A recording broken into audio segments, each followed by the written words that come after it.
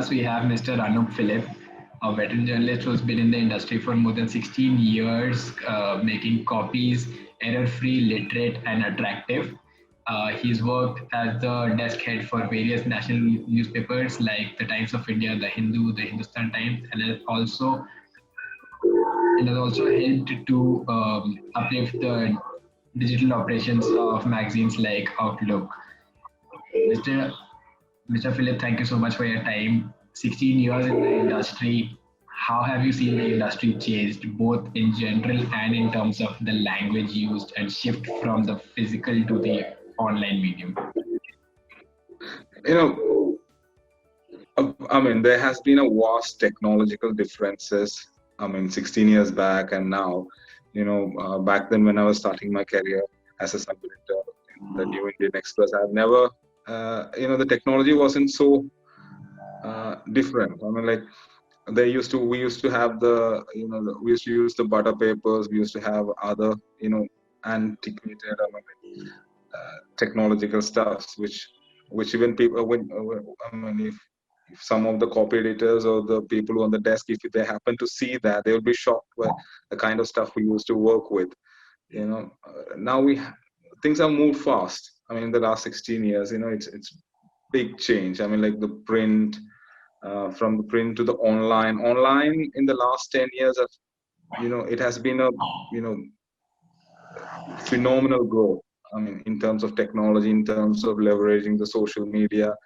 And the best thing is how journalists have adapted themselves to all these technological changes.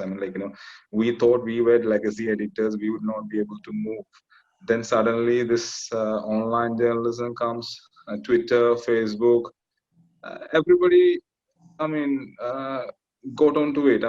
They learned it on the job, they moved fast. Language has been more or less the same. There is this set pattern to how we write. But a little bit of changes here and there where we fine tune our copies for the what we say, something for the Twitter, something for the Facebook, something for online, something for the print. There's a different style of writing. For example, if you write for the online, we'll have to keep it simple, sweet, concise. No play around with the words. You can't confuse the readers, and it has to be adapted for the SEOs. And how, like you say that the journalists have adopted really quickly to this shift from the print writing to the online writing. Do you see that there has been a degradation in editorial standards because of this?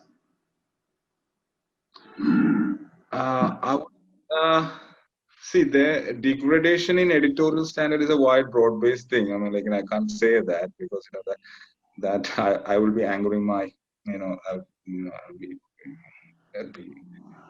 in disservice to all my editors. There has been a bit of pitfalls here and there, but stuff. Because of the lack of because there are a lot of when I started my journalism, there weren't so many journalism schools available. Now there are so many. Some of them are doing wonderful jobs in training the young cubs, but there has been slight degradation in sourcing, in reporting standards, in following the rigor. It has been there, but I wouldn't call it a degradation. But the interference of the state in reporting, or buying out media outlets, it has it's more evident now. Earlier, they used to use the subtle coaxing methods to buy out journalists, or to coax journalists to write copies in favor of them. But now it's more evident. You have people sitting. The world is polarized in terms of journalism. You have one kind of journalism and the other kind of journalists. You can see that on the social media how it's happening. I believe your answer has touched on almost all the points that we are going to address in this interview, and I would actually like to pick up on the last word that you said, which is the industry and the world, in fact, has been polarized to levels which we have never seen before. what do you think are the reasons, and how do you think we can come out of something like that? Polarization, I mean, has been happening. It's, what do we say? I mean, uh, the from Trump, from the George, from I mean, if you look at the Western media, the media at least there takes a stand in times of whom to support, in times of election, whom to support, whom not to support. They identify their candidates. They have their own reasons why they stand. It, I can't. I mean, it's a polarized world in terms of journalism, but it's a good thing. I mean, you have different opinions out there. You can see both sides of the argument. Then the reader can decide which they want to choose. Now the reader knows which journalism identifies with what, which company, which brand identifies with what. Uh, it works for some, it works, sometimes it works, sometimes it doesn't. But it is polarized now. It started with the Trump, uh, you know, now it has come down to most of the world, Hungary, uh, any Western world that you look at, any Western country that you look at, it's polarized. Even in India, it's polarized. You have right-wing medias who clearly identify themselves as right-wing medias. Who have then there are um, others as well. Right-wing media in the sense that stands with the government in the term, that writes for the government. It more or less like a mouthpiece for the government. Then there are others, Mhm. contrarian, you know, anti institution. Uh, it's polarized. There's no doubt about it. Right. I So don't know how to get out of it. That's a big thing, big question. that is something that everyone's trying to solve, I believe, at this point, where we try to create a more balanced society and a not extremist or polarized place that we live in. Right. So you also talked about how the current administration or the government has been quite evident when they are buying media now. But even if they are subtle, or even if they were subtle, what are the few tricks that media houses use to put out the government agenda in front of people without people knowing it? Like, what are the few tips and tricks that the media houses use to hide the main agenda behind a piece or the article? It would be very immature on my part if I say a reader is an idiot who, he could use his brain to not watch those channels. But his this is what he wants to watch. Okay, so we can't judge for them. It is their choice. It is their preferences. So it's the only thing we others can do is that convince them to watch their channel, convince them to come to their side, brainwash them with your programs, with your ideas, with your arguments. I mean, the world is polarized. The only way we can get more followers is to convince them that your ideas are better, your arguments are better, stronger. Tell them that, that's the only way. So you believe it's a clash between arguments where everyone's trying to pull the user to their side? Yes, it is. It Right. is. I mean, the people who run the show sometimes, or people who are obnoxious on the channel, outside the channel, they are very nice people. Hmm. If you mingle with them, if you have talked, they're really nice people. They're not really like what you see on the channel, how you see on the channel. They're completely different. So it's all about viewership. Okay. To get the viewers, they know that once they have tasted blood, they know that where the prey is. How to get them. I mean, there are more. If your TRP says that this kind of a program gets you more viewers, then you will obviously sell those, unless you have a conscience, or you have higher motivations, or your higher ethics. Otherwise, like that. Right. So once they have tasted the results that comes out of sensationalization, uh, they try to keep moving towards the same direction because they want the same results every time, and that is definitely beneficial. in terms of business as well. Do you think this is leading to sidelining of important issues, and we are focusing a lot more on things or events which can be more sensationalized or will grab more interest? Yeah, I mean, see, there used to be a time when news editors, or somebody who's sitting in the news channel, control the information flow. They could decide what to publish and what not to publish. Now, once your TRP, or this kind of stories gets you more viewers, social media, I would say that social media is one of the factors that pushes an editor or a channel to take up a course sometimes. So if a particular kind of a story is getting you more viewers, if there is a more traction for such kind of a story, some of the editors might be compelled to storify those issues, whatever it is. I mean, like, if they sense that on the Twitter at least 100 people or 1,000 people are talking about one particular issue, and the sentiments are you know veering towards a particular angle, they might storify the uh, you know make keeping in mind that this is there is I mean, my viewer is there, my reader is there, I need to be mindful of what he thinks. So the stories will obviously cater, or will be tailor made to suit them. So that's what the TRP game, that's what the clickbait, or that's what sensationalism is all about. You write for your readers or viewers. You know where your readers or viewers are. You're not guided by the higher ethics. Right. So, and do you think that is the right way to go ahead? Should news media Absolutely or not. Absolutely journalism, not. yeah, like should we No, no, write? Should absolutely not. journalism houses write for the people, or should they write irrespective of what the people want to read? I would say, I mean, everybody needs a good editor.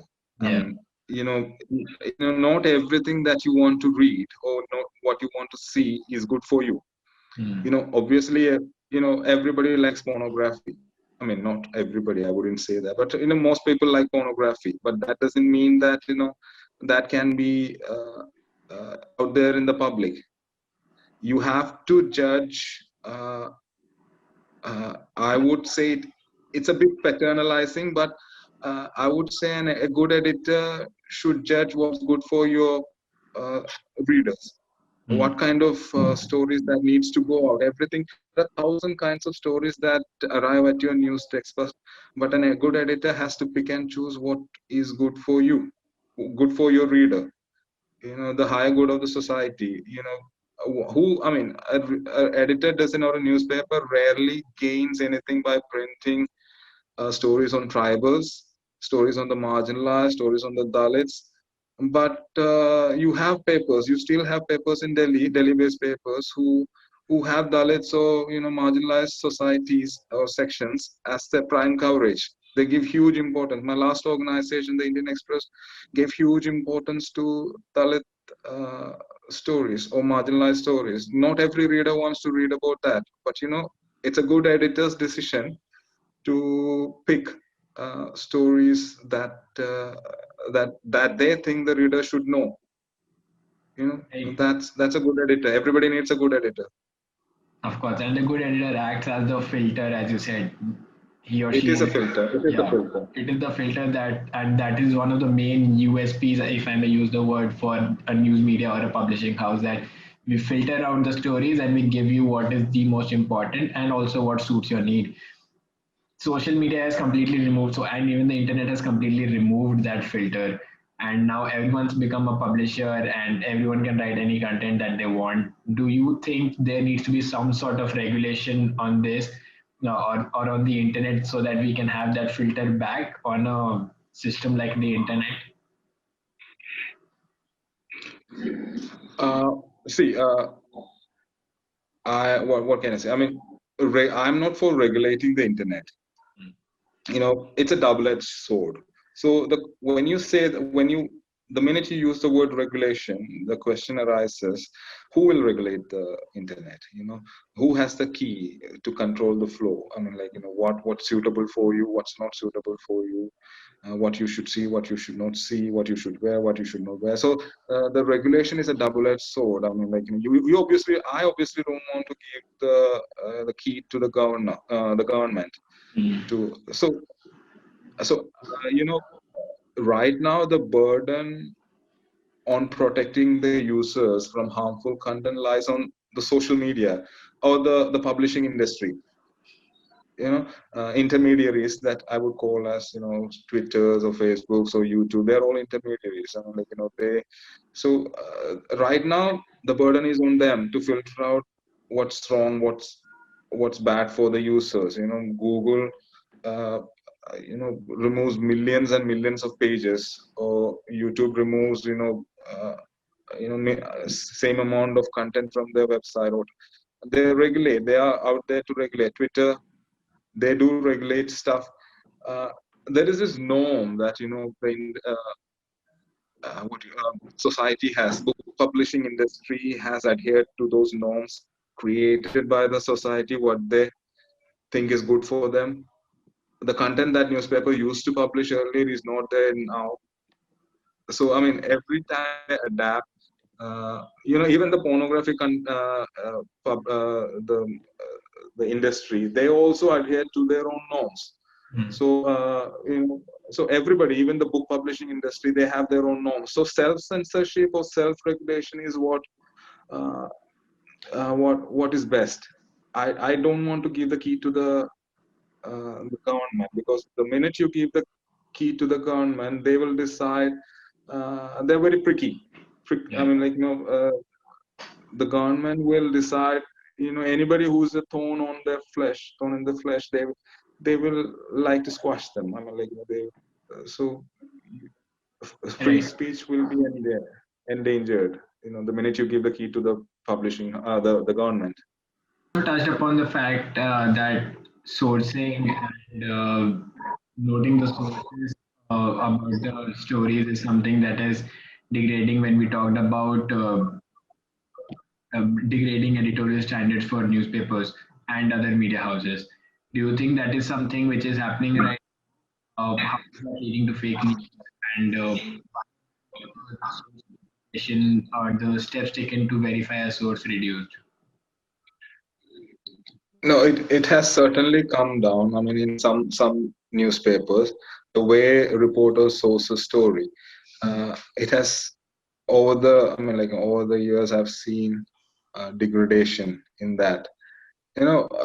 Before we go into specifics of that, I would like to, uh, touch upon the best practices around the world. You know, so how a reporter sources a story, sources a story. I mean, like, if you the best among them is the Reuters, the AFP, AP. These are the best, you know, I mean, news agencies uh, that keep up with the best of the industry standards. So Reuters has this core tenant that every statement in every story has to be sourced. We Indian reporters and editors have this strange conviction that I mean, that I call the everybody knows it attitude. If everybody knows it, why do I have to quote it? Why do I have to attribute it to somebody? That's the enemy of a good reporter. The reporter should source every statement in the story, unless it's an established fact, it's out in the public, it's an RTI document, it's a court document. Uh, uh, I think every statement has to be sourced. You have to attribute it to a source. I mean, where did you get it from? Whom did you source it from? This has to be there. I mean, Indian English newspapers are okay with that, but if you go down to the grassroots, to the vernacular newspapers, it's it's worse. The scene is worse there. I'm a Malayali, so the if I go through any Malayalam newspaper, I'll be shocked. They don't have the practice of putting statements in quotes. You won't find a single quotation mark attributing it to a source, named or unnamed. You won't find that in the paper. Reams after reams, you will have stories, but you won't find a quotation mark in the paper. That's very surprising. Uh, why is that practice not there in the vernacular newspapers? Because when I talk to some of the reporters back there, they say that everybody knows it. Why do I have to attribute it to somebody? I know it. Why do I have to attribute it? That's bad journalism. You know. So I would always suggest that I always try and tell my reporters is that when you write a news story, it has to be written as if you're writing it for a foreigner who has just landed in the airport and who has picked a paper. He doesn't know anything about your country. He doesn't know what mess is there in the country. The background of the stories. So write it always for a foreigner. Explain stuff, and second is the use of these anonymous sources. Hmm.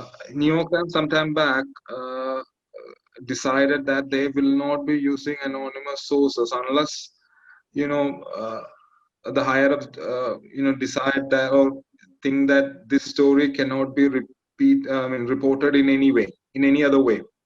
you know you have to go with the anonymous sources. That's the only way to get out the story. Then they will go with the anonymous sources, and that too, that decision has to come from the managing editor level guy. That's a top guy in the paper. He has to authorize the use of the anonymous source. So that's the kind of rigor that Western media, sometimes some of them, now come to have. So, and another thing is that when a reporter uses this anonymous sources, the editor has to know who is your source. The reporter has to tell the editor who that guy is, that who is your source, because when there is a libel or a defamation or a sedition case, obviously the editor along with the reporter will go to jail. So he has to know. I don't think that practice is there in Indian newspapers. Reporters don't take some of them don't take their editors into confidence regarding who the source is. More than that, you know, what I, reliability. Reliability is the bedrock on which this journalism exists. So first and foremost, the not just the editor, the writer, the reporter has to convince his readers that you have sourced it from a reliable person. I mean, like a person who is in the decision making, who knows about the decision, not a third party or a fourth party. I mean, so you have to explain to the readers. You have to take the pain to explain to the readers that to tell him the background of your source, a little bit of explanation without revealing the source, the identity of the source. He was in the part of the decision making process. He was in this ministry. The files passed through him, so he knows it. So this kind of things doesn't happen, in Indian media, news writing. So that's another pain point, you know. Uh, and also, most reporters don't take the pain to convince their source to come on record. Yeah. Obviously, the person who is sharing the information would not want to come on record, because the kind of vengeance with which the political bosses or the government will come down on him, that's scary. So I don't think anybody would like to go on record while sharing a sensitive information. But we should, reporters should try and get people on record as a practice. And another thing that is that the way they use sources, Hmm. you know, uh, in plural. What I mean sources is in plural, not source, but sources. So even if a reporter has spoken to only one person, you know, uh, it's not a, you will never find attributing it to a source, you will find it's always in plural, Mm. sources. So you're cheating the reader by telling him that this reporter has spoken to multiple people to confirm one single piece of information. So which is not the best practice. Right. So when you're using a source, it has to be one person. You're telling the reader you have spoken to only one person. If you're using sources, you're telling the reader that you have spoken to multiple people to confirm this information for you, which makes the story more reliable. Your reader is convinced. You're not being taken for a ride by one vested interest guy who's sharing the information. So that are some of the things that uh, Why do you think our reporter has to do. these practices do not exist in India? Is it because of the news cycle, which has now grown really short because of the online media, or is it because that such practices never existed in India and we don't have such practices at all? I don't think very few editors enforce this. It's up to the editors to enforce it. When the copies pass through you, you just have to ensure that the reporter. You just have to call up the reporter and ask him, "Did you speak to one reporter, one guy, or did you speak to multiple guys?" Hmm. It's just a matter of getting it back. Just a matter of principle that or matter of taking it seriously. Or you don't know this best practices exist across the country, across the world. You don't know that. You are unaware of it. It could be either of the reasons, either of them. So that's it. I mean, I'm quite I sure mean, I see this. every editor of every legacy newspaper or media house definitely does know about this practice, and they have the best interest of the readers in mind. I believe that they do not follow these practices because of the news cycle, because it is so short that they don't just have the time to go to a source and verify content, which sometimes leads to them publishing a lot of fake news. Do you think that is a reality, or is there something else completely playing at fake news? No, a news cycle, duration of a news cycle has become shorter. That is true, but that is the expense of how we do journalism. Hmm. You can't shortchange readers. Hmm. You have to follow certain practices. Just because the doctor has a doctor is short of time, he cannot forget a couple of stitches. Hmm. Right, he has to go through the whole process, because otherwise at the end of the day the patient will suffer. End of the surgery, the patient will suffer. Likewise, in every profession you have to follow the practices. Even in making, while making a machine or going in industry, there are checks that you have to do. You have to follow. You have to check every box. So time shortage cannot be an excuse for doing away with those practices. Reporters, first of all, has to talk to multiple sources to confirm one single piece of information. If you are only talking to one person, then you have to tell the editor that it is just a source. So the editor has to take the decision whether he should go with the story or not, whether he should wait the story, keep it on hold, let the reporter talk to multiple sources and get back with more information. It's all up to the editor. So the editor decides to bypass these rules. It's not because of short of he or she is short of time. Right. That was a great analogy where we connected it to the doctor saying that even if there is less time, we wouldn't miss a few stitches because that will cause a death. So yeah, I think that is something which should go out really well, and people can take from this interview that uh, sh- having a shorter news cycle or having less time to reach the audiences is not an excuse to reduce your editorial standards, but only a challenge that you should take up and still show that even in such short time we provide some quality journalism to you. Yeah, everywhere the world, the time, the clock, it's 24-hour clock. Yeah. Even if Western newspaper can bring out well packed stories, then why not? Of course, I mean the way they work for a story is different from the way we work for a story. The reporter is given the time, given days and days to work on a story. if it's important. Here, no editor will spare a reporter for more than a couple of days. Mm. So we're short of manpower. We don't have enough people to, and many reporters handle multiple beats. Mm. So you really can't focus on it. You are short of time. Reporters are really short of time. Mm. But I still say that editors should push a reporter to get more and more people on record, more, or he or she should talk to more sources to confirm a piece of information.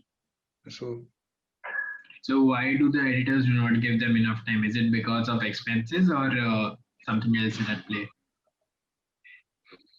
see, traditionally our media houses have always been short staffed, or they just had enough bare minimum people. I mean, like to run the story, and uh, you know we don't. I mean, we can't. I mean, with the kind of budget, most of the newspapers cannot uh, hire more people, or spend more money to go for ground reporting, or send the reporter for ground reporting. But the other thing is that media houses with money don't think it's important. Mm. So that's also there because Right. All right. Anything else that you would like to add in any of the questions or anything that we've talked about? so I was talking about this fake news. Why people have stopped trusting some of the news organizations. The an example I would like to say is that if somebody gives you 100 apples, and tells you, that warns you that uh, just one of the 100 is poison. Yeah. So would you not throw out the entire bunch? You wouldn't risk eating one apple from that. You would throw out the entire bunch. You know that. So Mm. it's like that. Even if there is one rotten apple in the media lot, people would compare it with them. Mm. People would say that see, this media distributes fake news, so the others might be doing the same thing. Why trust them? you Mm. know it's like this Trumpism. What you're seeing and what you are reading is not happening. Trump always says this, just to take the credibility or erode the credibility of the media. Trump always says that what you're seeing and what you're reading is not what is not happening. It's like so it's this fake news thing that has suddenly eroded the people's trust in media. So that's a big challenge. Another thing is that but some might ask me this question, that why fake news has been in existence since uh, since mankind. It has been there for a long time. It's there since the Mahabharata times. Of course, you know that story of Mahabharata where Ashwatthama Yeah. was killed using a fake news. But it's a very interesting story if you look at it. I mean, like it's really not a fake news, but it's technically a fake news, Yeah. where Yudhishthira, uh, you know, uh, Ashwatthama was the son of Guru Dronacharya, and Yudhishthira was the guy who was leading on the Pandavas. So the Kauravas were having an edge in the warfare. So suddenly Krishna, who was a charioteer of Arjun, realizes that if the war goes this way, the Pandavas cannot win. The Kauravas will win. So you have to take out Dronacharya. How do you take out Dronacharya? So he calls up Yudhishthira, who Mm. is a man of virtue. So Krishna tells him, you have to go and tell Dronacharya that his son died. Yudhishthira says, no way, guy, I'm not going to tell a lie, because I'm known for being truthful. I cannot tell a lie. So, but Krishna tells him, don't bother. I mean, you don't have to lie. You just have to tell what I tell him, Mm. what I tell you. That is Ashwatthama Hada Kunjara. Mm. He goes and, I mean, which means Ashwatthama Hada, dead.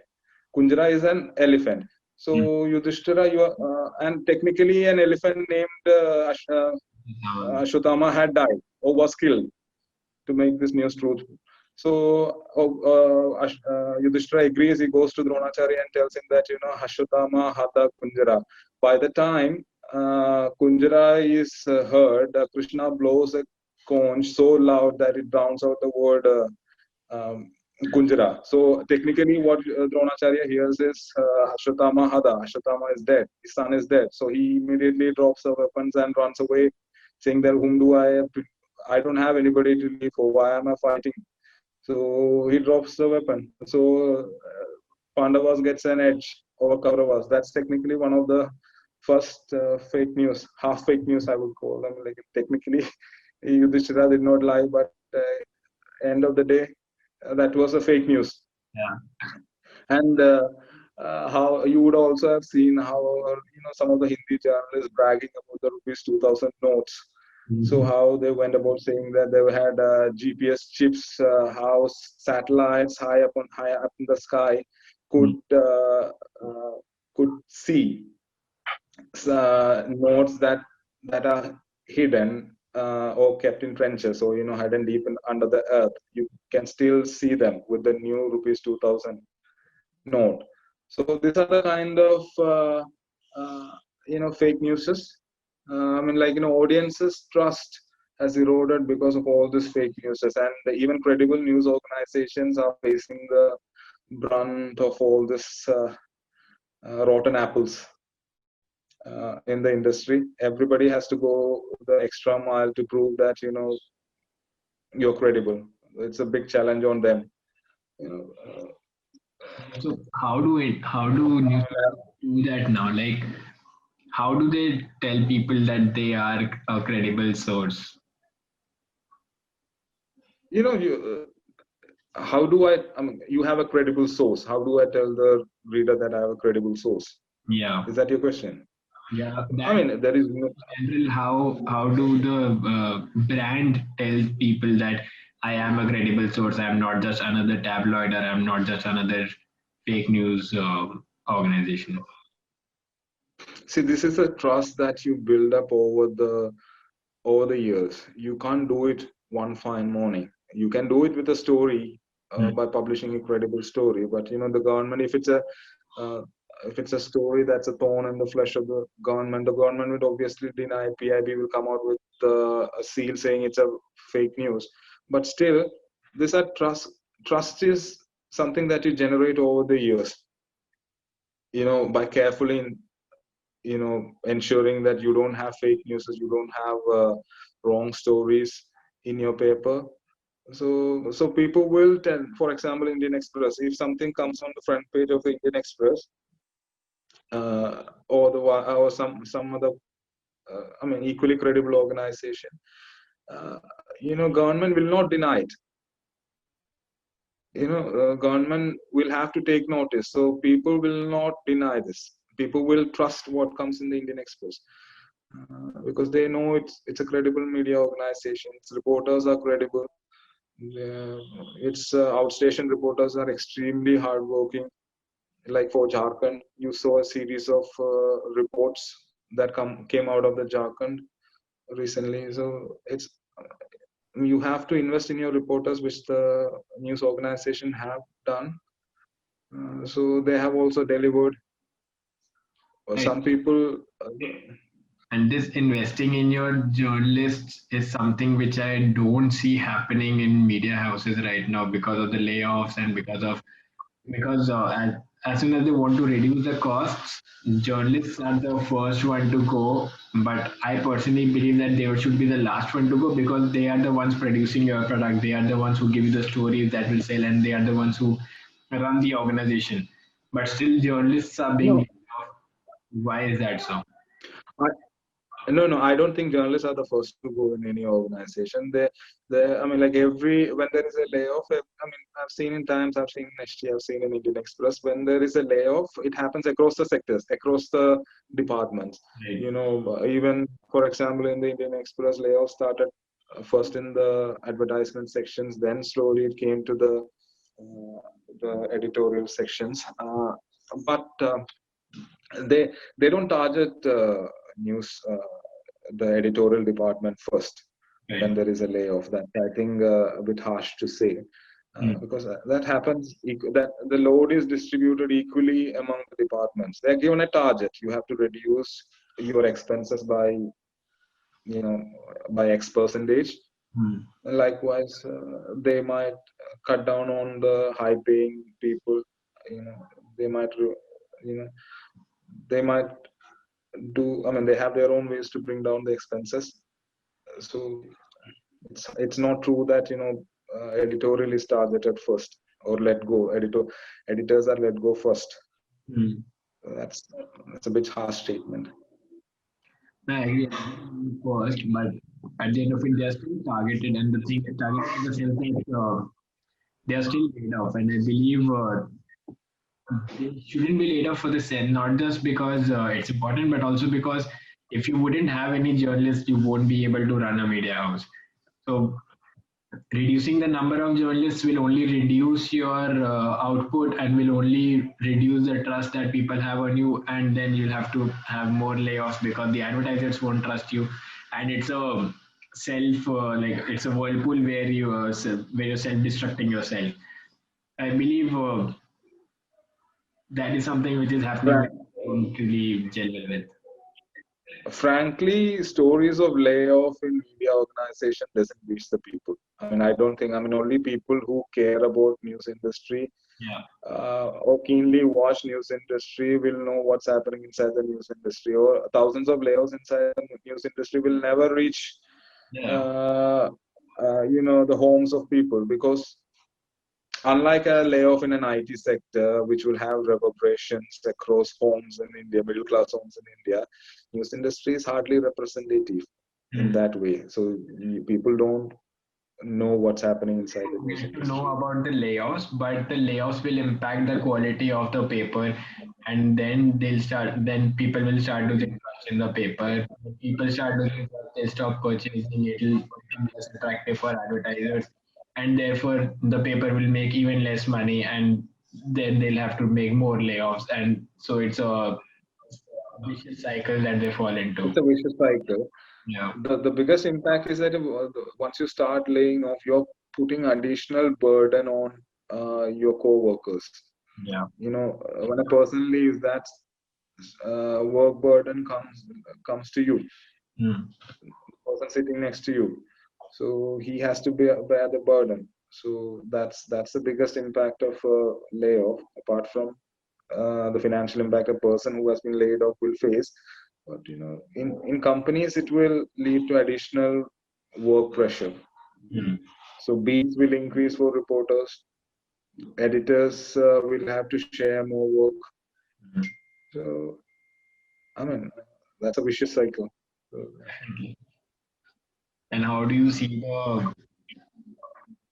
the industry in the next few years? Like, are you still hopeful about it, or maybe you think that a big change is coming? I'm an eternal optimist. Right. The industry has to tweak itself to suit the change times. Yeah. It has to adapt itself. But how do they do that? I don't know. I mean, they will have to find ways. Somebody will have to break the path.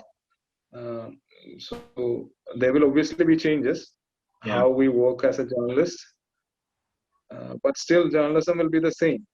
I mean, you'll have to go to the ground to get the report. You Hmm. know, there is no excuse to that. Because I think the core of journalism will still remain same, and the ethics and standards will and should remain the same. It's just that the mediums and the presentation probably would change to suit the new needs and the new demands of the. Yeah, I mean, US faced the worst. I mean, we haven't seen layoffs in media industry as the US has seen it. Hmm. So the multiple, uh, local dailies have closed. People have been laid off.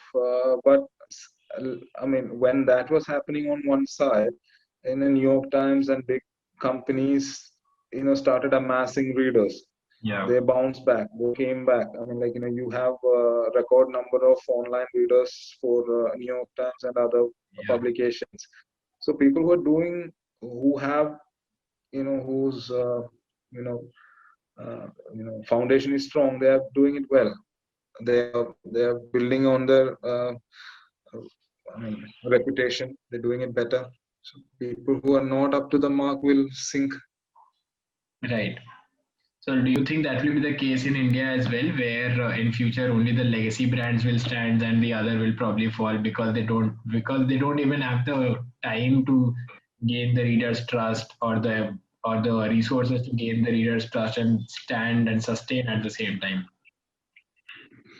India is a different case scenario altogether. I don't think only the legacy brands will stand Mm. because there is always space for smaller organizations. Right. There are niche readers for smaller organizations. Mm. People, I mean, journalism is just growing. It's just growing in India. I mean, there are people who are coming out of, uh, you know, first generation learners are there. They are coming out. A lot of people like that who wants to become readers, newspaper readers. So there is always space in India. The market is growing in terms of readership. It has. Yeah. COVID was an exception. COVID was an exception when people, it hurt the revenue or the income of the people. They probably would have cut down on newspaper expenditures. But when things come back to normal, I think they will resume their subscriptions, or they might, if they think that online reading is better suited for them, they might shift to online. But still. Uh, Newspapers and publishers will benefit out of it. I don't think people will drop out of the habit of reading newspapers or news as such. No, market is reducing. I believe the market will still stand. Like there is a huge market in India and it is growing because we are a younger generation and more people will start into reading uh, tomorrow and even more day after. So the market is definitely growing. I just wanted to understand like because everyone knows the TOI, everyone knows the Hindu. Probably not a lot of people know an XYZ paper, and that XYZ paper would probably be just online. How would it pan out according to you, where only the legacy brands will stand online and the others will fall off because they can't sustain, or people don't trust them enough to start paying them money, and then even the subscriptions come biggest chunk will go to the legacy brands. Do you see something of that sort happening?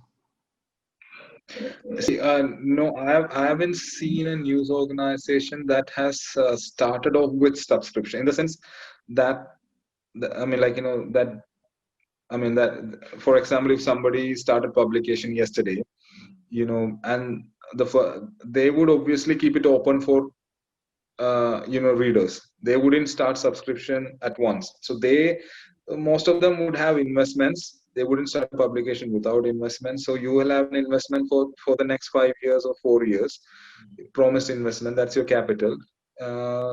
Then you will open up the subscription, slowly build the trust. You have time.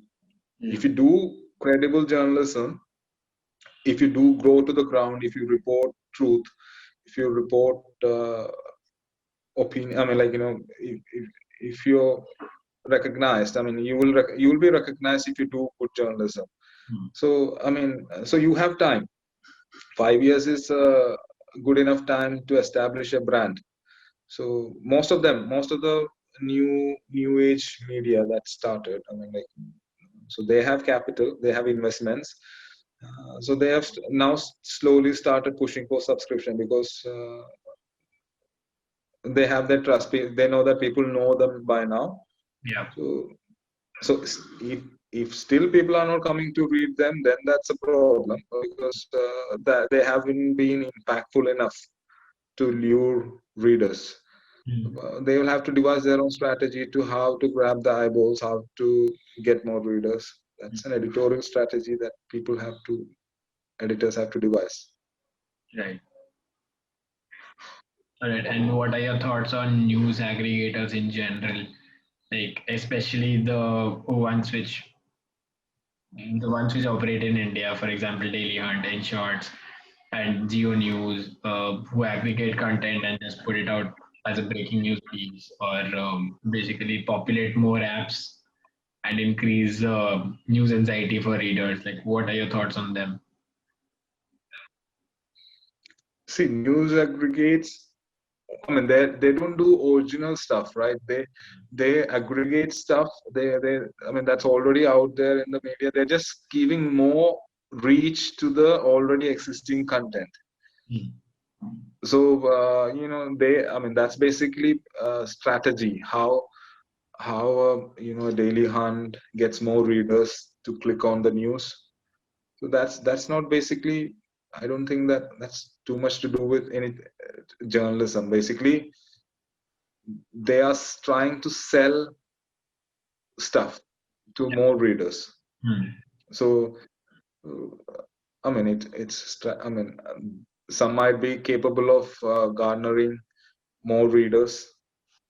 Some might not be. So I think a news organization might have multiple accounts in multiple uh, Yeah. aggregators. Yeah. So they're going to benefit out of it. Even the aggregators are also benefiting out of it from the ads. So that's a give and take. Right. Because Okay. some most people don't know. I mean there is an explosion of news Hmm. that people can't keep tab of what's happening where. So a curator can help them pick and choose stuff for them. Tell them according to their taste. If they feed their taste in the algorithm, Hmm. then they can supply you with the news that you like. That way a news aggregator has scope in this times, because people want somebody to curate stuff for them. Hmm. They don't want to go doom scrolling across the Yeah. internet to find stuff that they like. They want somebody to supply them ready made, tailor made for them. Right. So that way they have I think scope. Right. And I believe, and that is what we are focusing the most on. Like, although we call ourselves an aggregator, I believe we usually label ourselves as an aggregator and curator, because we try to make sure that we curate content. First of all, we take in content only which is good enough, and secondly, then from those content we pick out the ones that are most suited for you as per your interests, and try to show you those.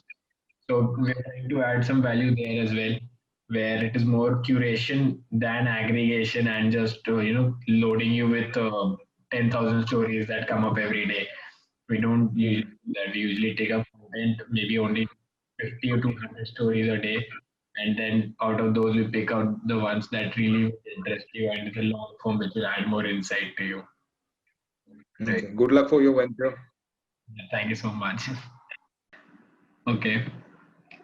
Right, so we've probably come to the close of this interview. I would like to end this by getting into a rapid fire round of sorts, where I'll ask you to spare me three lines, three very crisp lines for three different kinds of people. The first being an advice to an upcoming journalist.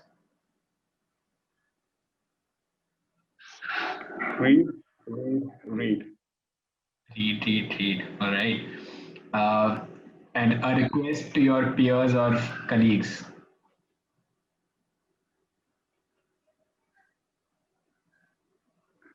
I don't know what to say about that. Strive to be a better journalist. Right. And an advice to a social media news consumer. Stay off WhatsApp School of Journalism. Right. All right. I think these are very on point and something that we'll be happy to share with everyone once this comes out. Thank you so much for your time and your insights. It was fantastic having a chat with you, and I hope that we stay in touch and we can share some more insights in future. Thank you for inviting me for this session. It was wonderful talking to you. Stay in touch. Thank you. Surely, surely.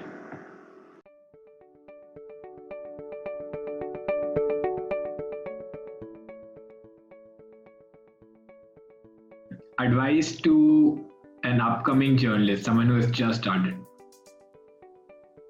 Be on the field. All right. Do not learn in newsrooms, learn on the field.